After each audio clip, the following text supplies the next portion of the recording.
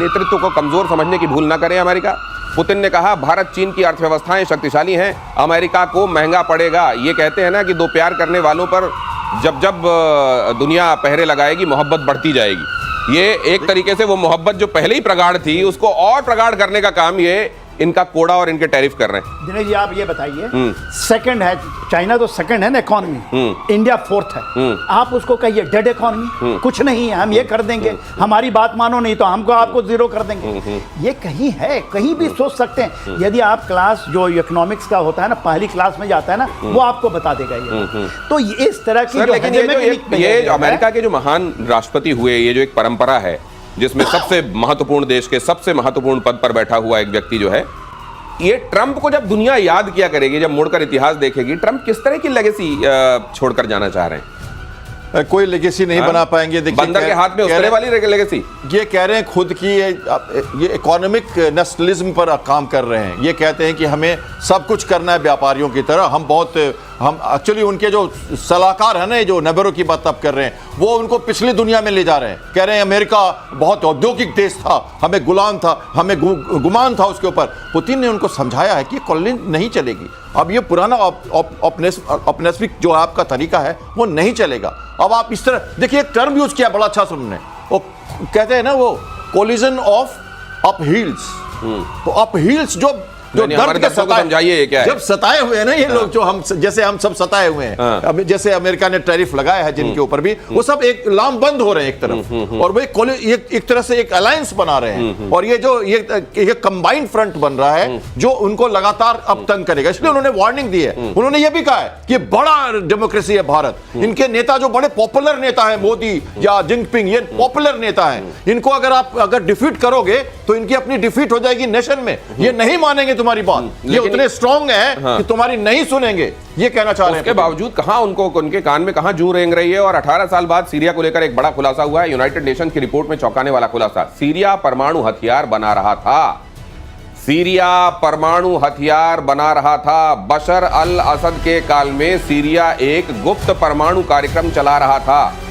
अंतर्राष्ट्रीय परमाणु ऊर्जा एजेंसी ने कहा है कि उसे सीरिया में एक ऐसी जगह पर यूरेनियम के अंश मिले हैं जिसके बारे में माना जाता रहा है कि वो पूर्व सरकार के गुप्त परमाणु कार्यक्रम का हिस्सा था। यहीं पर इजराइल ने हमला बोला था। ये मुमकिन है कि ऐसा हुआ हो। आईएईए ये कह रहा है यहां ट्रेसेस मिले हैं, तो हो सकता है ऐसा हुआ हो।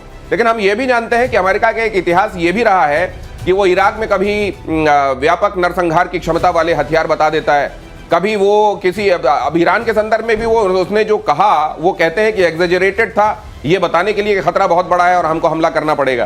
तो ये सीरिया के संदर्भ में भी जो कहा जा रहा है कहीं वैसा तो नहीं है, या फिर क्योंकि बशर अल असद को क्योंकि रशिया का समर्थन हासिल था तो ये मुमकिन है कि एक तरीके से गुप्त रूप से परमाणु हथियार वहां बनाए जा रहे हो। सर क्या हो रहा होगा? देखिए 2007 में इजराइल में वहां पर किया था और ये एक्सपेक्टेड था कि वहां पर बन रहा है।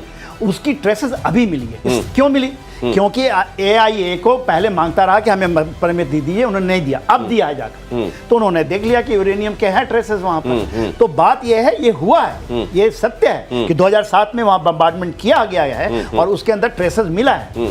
तो वो अब क्या कह रहे हैं, सीरिया कह रहा है कि नहीं हम तो शांतिपूर्वक अपने शांतिपूर्वक तरीके के लिए हम न्यूक्लियर का ये कर रहे थे वहां पर। तो ये तो सही है कि है, इसमें सीरिया में कहीं भी नहीं है और ये हाथ लग जाता। बड़ी बात ये है वहां से ही आईएसएस का पूरा गढ़ बन चुका था बलसर, या और ये उसी डेजर्ट में हुआ है जो कुर्द का इलाका है, वहां पर है ये।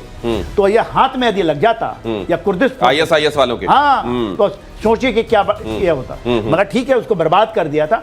इसलिए जब भी इजराइल करता है तो इजराइल की इंफॉर्मेशन बहुत तगड़ी होती है, चाहे वो ईरान में कर रहा है, यहाँ कर रहा है। कोई ऐसा नहीं कि उसने स्पेकुलेशन में कोई कुछ कर दिया। इसमें सच्चाई है, सीरिया वाज गोइंग, और इसमें एक रशियन एंगल ही नहीं है, इसमें एंगल ईरान का एंगल भी है। क्योंकि वहां की जो सरकार थी, सिया वाली जो सरकार थी, तो बशर असद उसी के हिस्सा थे। तो उस समय इनको मिला है know how to do about it.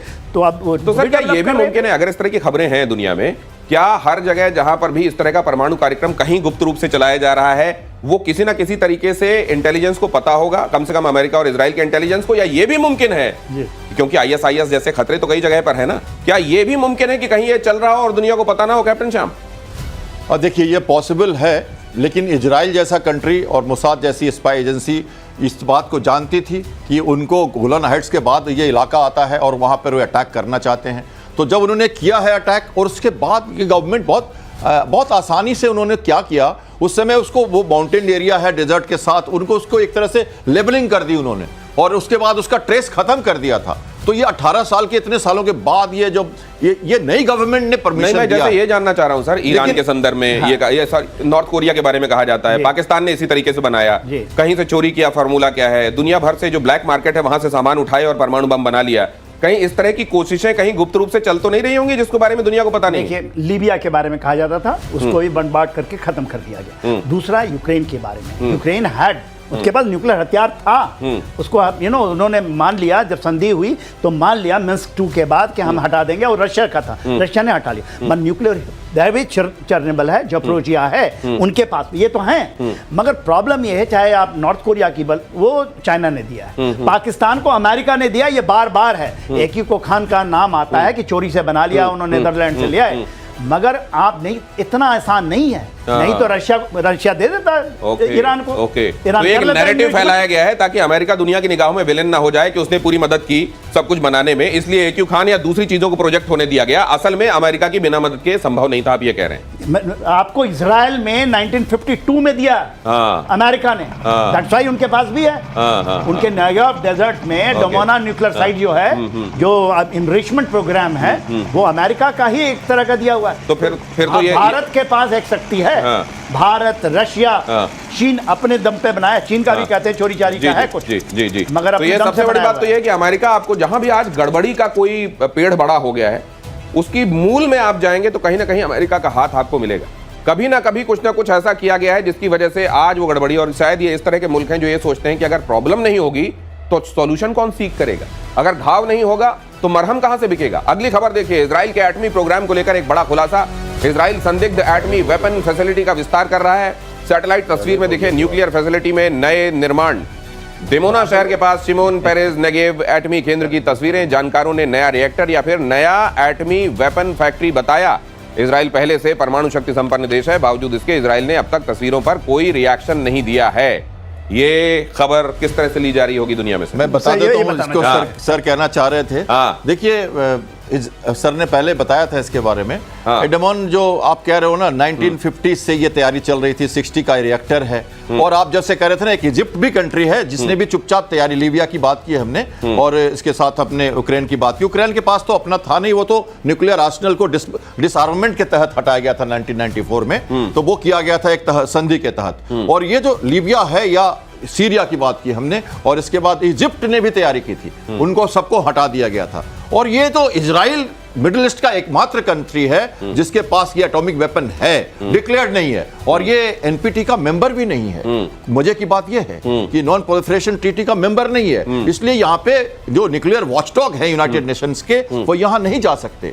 ये प्रॉब्लम है इनके साथ, और इसलिए अब ये 1960 का बहुत पुराना है। फ्रांस के तो ईरान तो ये कहता होगा कि हमारे लिए दूसरा नियम, दूसरों के लिए दूसरा नियम, क्योंकि उसने वो गट्स के साथ आईएए का समर्थन, उन्होंने यूनाइटेड नेशन अपने जो प्रोलिफरेशन ट्रीटी उसका नहीं किया है साझा उन्होंने, इसलिए उनके पास आप कुछ कह नहीं सकते। फ्रांस ने मदद की थी इनको, फ्रांस ने ये बनाया था। तो सर अब वक्त कम है और कई खबरें इंतजार कर रही हैं। पुतिन की ज़ेलेंस्की को खुली धमकी, पुतिन ने कहा यूक्रेन बातचीत से युद्ध समाप्त कर ले वरना हम ताकत से करेंगे। पुतिन ने यूक्रेन युद्ध को खत्म करने की जिम्मेदारी कीव पर डाली है। पुतिन ने रूस और यूक्रेन के बीच जारी युद्ध को रोकने के लिए अमेरिका के प्रयास को ईमानदार बताया है। तो ये मेरे ख्याल से थोड़ा सा ट्रंप को मरहम लगी होगी, क्योंकि बड़े दिनों से कह रहे थे कि आप लोग वहां बैठकर हमारे खिलाफ कॉन्स्पायर कर रहे हैं, लेकिन ये खबर उनको ठीक लगी होगी। चलो थोड़ा तो हमको क्रेडिट मिल रहा है। नहीं, पुतिन तो